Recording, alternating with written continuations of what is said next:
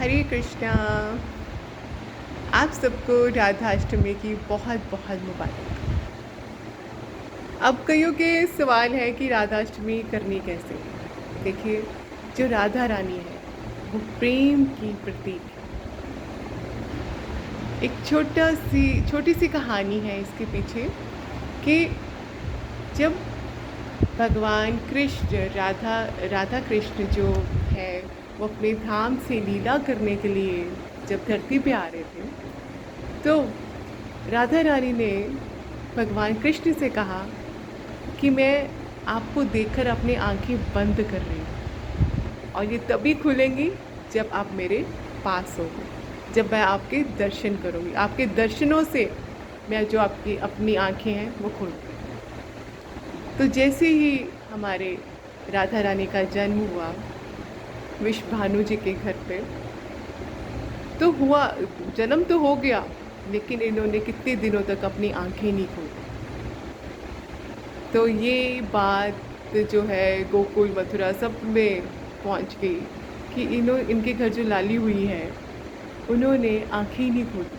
पता नहीं क्या बात है, बड़े परेशान थे।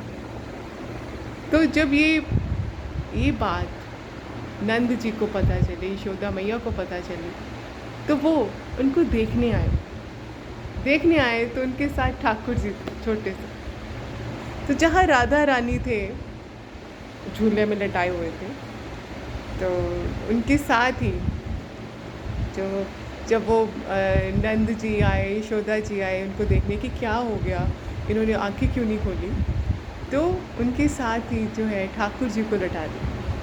तो जैसे ही ठाकुर जी ने उनको छुआ, तो जो राधा रानी है उन्होंने अपनी आंखें खोल ली। ये है प्रेम, ये है प्रेम। राधा रानी किसका प्रतीक है? प्रेम का, भक्ति का। जिस हृदय में भक्ति है, जिस हृदय में भक्ति है, उस हृदय में राधा कृष्ण खुद विराजमान है। ये है छोटी सी कहानी जो प्रेम का प्रतीक हमारी राधा रानी जी है। और इनका व्रत कैसे करना है? व्रत जो है 11 सितंबर का है। ये व्रत ऐसे ही करना है जैसे हम जन्माष्टमी का करते हैं। जन्माष्टमी को हम रात को 12 बजे जो है व्रत करते हैं, तो ठाकुर जी को स्नान कराते हैं पंचरत्नों से। तो इसी तरह से जो राधा रानी का जो ये राधाष्टमी है, इसका जो है दोपहर 12 बजे तक, 12 बजे के बाद आप राधा रानी का अभिषेक कर सकते हैं ठाकुर जी के साथ। अगर किसी के पास राधा रानी जी का स्वरूप नहीं है, तो आप उस दिन ठाकुर जी का भी अभिषेक कर सकते हैं राधा रानी के स्वरूप को मानकर। तो क्योंकि राधा और कृष्ण में कोई अंतर नहीं है, ये दोनों एक हैं। तो जिनके पास राधा रानी का स्वरूप नहीं है, तो कृष्ण को भी पंचरत्नों से स्नान करा सकते हैं, इनको भोग लगाइए। व्रत जो है 12 बजे तक के बाद आप खोल सकते हैं, लेकिन जो व्रत रखना है वो सुबह 4 बजे उठ जाइए, स्नान करके अपनी माला करिए, इनकी लीलाएं पढ़िए उस दिन, तो इनको भोग लगाइए। हमारी राधा रानी को सबसे प्रिय क्या है?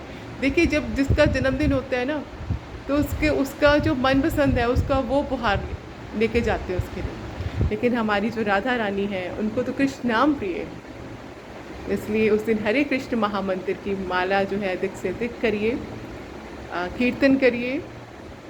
वैसे तो व्रत 12 बजे तक ही होता है, तो कोशिश करिए कि अगर हमने व्रत रख लिया है तो एक दिन हम अपनी राधा रानी को दे दें, राधा कृष्ण को दे दें। उसी से जो है वो जो व्रत है वो संपन्न हो जाता है। उस दिन अन्न नहीं खाना होता, अन्न नहीं खाना। जैसे एकादशी व्रत रखते हैं वैसे ही इसका व्रत रखिए। खूब नाम जाप करिए, यही प्रार्थना करिए कि जैसे प्रेममयी जो है अमृत वो अपने भक्तों पे बरसाती है, वो हम पे भी बरसाए, ताकि हमें इसी जन्म में कृष्ण भक्ति और कृष्ण मिले। इसी प्रेम के साथ ये आप उनको प्रार्थना करिए, किसी जन्म में हमें जो है मुक्ति मिले। अपना इतनी कृपा बनाए रखिए, क्योंकि राधा नाम से कृष्ण प्रसन्न हो जाते हैं। और ये जो राधा अष्टमी है, जो कहते कृष्ण जो रखते हैं, कृष्ण का व्रत रखते हैं, जन्माष्टमी रखते हैं, वो राधा रानी का भी अवश्य करें। तो इसीलिए इसी प्रार्थना के साथ कि राधा रानी हम सब को कृष्ण भक्ति दे और इसी जन्म में हमारा पार उतारा दे। हरे कृष्णा। जय जय श्री राधे।